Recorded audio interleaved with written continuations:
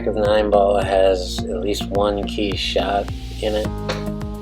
And by key shot, I mean it's either going to stop you from running out or make it very, very difficult to run out, or it's going to open up the rack and make it easy for you to run out if you do it right. So before I start this game, just pause it and try to find which ball is the key shot in this rack. With that, we're just going to roll the game, and then we're going to go back over it and analyze it step by step. Welcome everybody, thanks for stopping by. Let's do this.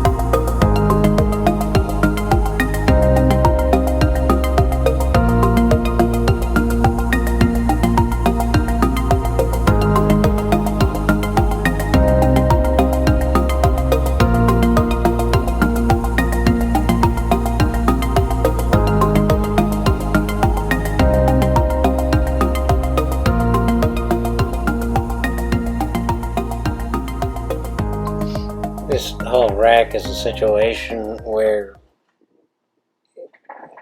after the 1 and the 2, nothing else really matters because you're going to be stopped in your tracks if you don't shoot this 1 perfect and you don't shoot the 2 right. So the key shots are the 1 ball and the 2 ball, and it's because the 2 ball's in jail down here.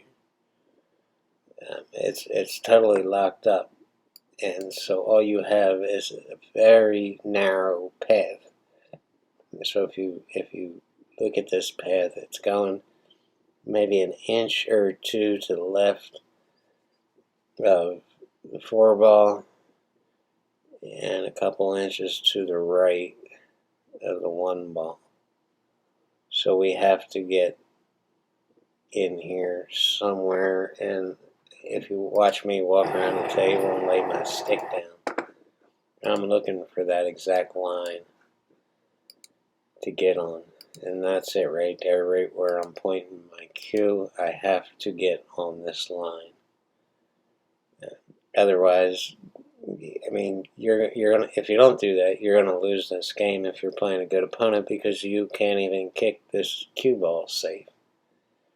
If you get behind the 5 or the 8 or the 3, you get like right here, you can kick and hit the 2, but you can't play with any kind of confidence at all. You can slam away at it, but you're going to leave your opponent wide open.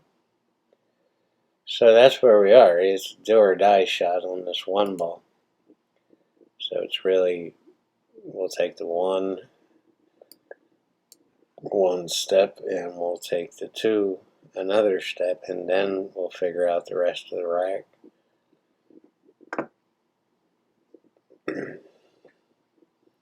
So I know where I want to be, and now it's all about getting there. And you know me, instead of going down to that bottom rail, I'm just drawing off onto that line where I need to be. And I got on it. So now it's all about getting from the 2 to the 3. And this is just played with top right, and to bounce off this rail, the bottom rail, and to go back to this side rail and come out a little bit for the 3 ball.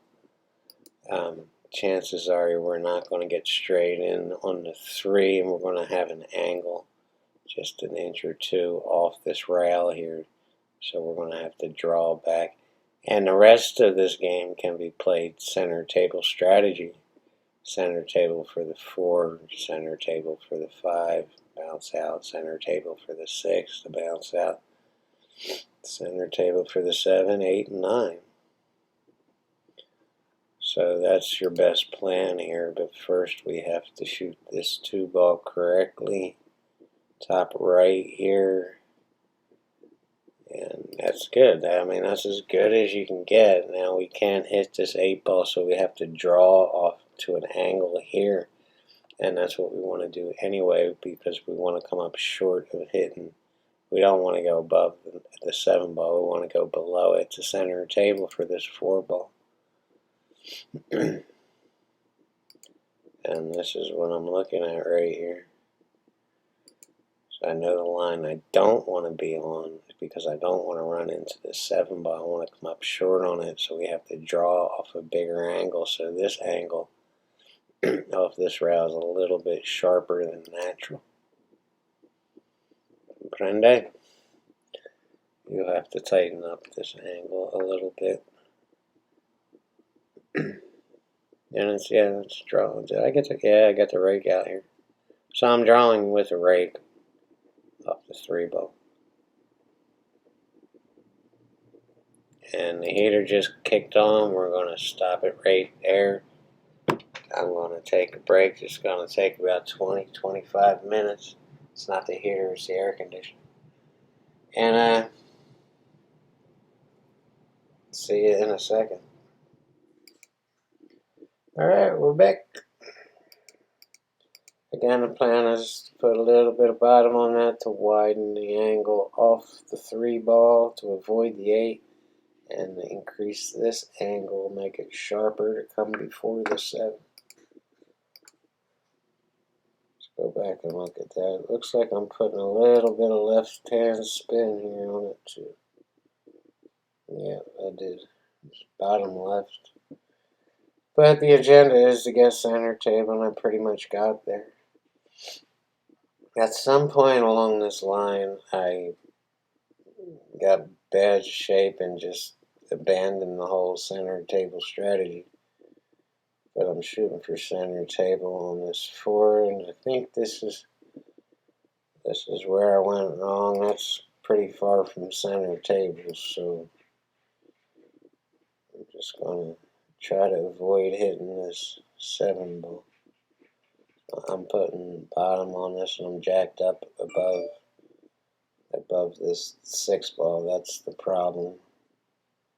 I don't know if I go behind the 7 or in front of the 7. Yeah, I went behind it. And that ball went off the 8 ball. Let's go back and look at it. I still made it, but it did skin the 8 ball as it went. went on by. Didn't disturb the 8 much. It bounced right back to where it was. But see, now I'm straight in on the 6. So I got to play this 6 by going down table and trying to come up on the right angle. Center table again for the 7 ball. And that's about perfect.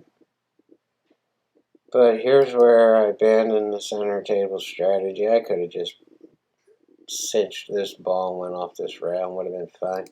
But I put a little juice on this, and it was a mistake because I wound up straight in on the 8. A little too much on that. I needed an angle to get back on this 8. So now a lot of guys make the mistake here once they figure out how English works. If you put left hand bottom on this, you're going to spin it clockwise. And when it comes back, it's still going to be spinning clockwise, and it's going to grab this rail and send it down table. The problem is that would be fine if this 9 ball was further up table, closer to this rail, because we would need the cue ball to grab this rail and send it on this angle here. You don't want this on this shot because you don't want to wind up with a bank on the 9 ball. That would not be cool.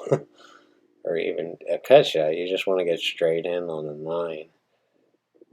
So if you put right hand English on it and spin it counterclockwise, it's going to come back and just everything's just going to die, and you're barely going to get off the rail because you're putting reverse English on it, and it's going to grab this rail and just hit this rail like a brick wall.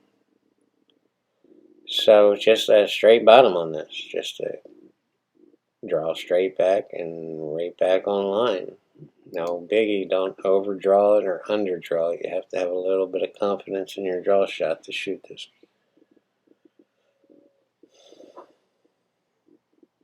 I'm not liking how I got on the 8, and I'm cussing myself, but it's all good. And that's how you get out of that jam. So there it is, another rack. I want to go back and look at this 1 ball shot because it was all about shooting this 1 ball and getting right on the 2 ball. So let's go back. And here we are. And if we screw this shot up, we lost this game. That's the line you want to get at. My whole stick, even back toward this pocket or straight up here. We could have bounced off this rail and tried to get on that line, but you never want to play crossing the line because you're liable to go long and now you're screwed, or you're liable to come up short and now you're screwed. So you want to try to play the line as much as you can. If you want to go down to that rail, you just should spin it. And the problem with that is coming off this rail, you're going to hit the 4 ball. Which you probably would have still had a shot on the 2, but it's just too dangerous to do it that way. To just kill the ball, and that's a stun shot. So that was what it's all about. It was a touchy little shot. So try to keep that in your arsenal. You don't have to be right up on the ball. What you're looking for is the right angle on the ball. And that's one of those cases where you just have to forget about the distance. Just get the angle. Don't make things too hard for yourself. You don't have to be perfect and 5 inches from the ball. Focus more on getting the right angle on the ball than getting close to it. And that's another award-winning video. Thank you guys for tuning in. It's been a good week. I produced a lot of videos. Still have stuff going on in my personal life, and I'm still very busy at work. But this is a priority for me, so I'm going to keep cranking them out. Peace, everybody. Thanks.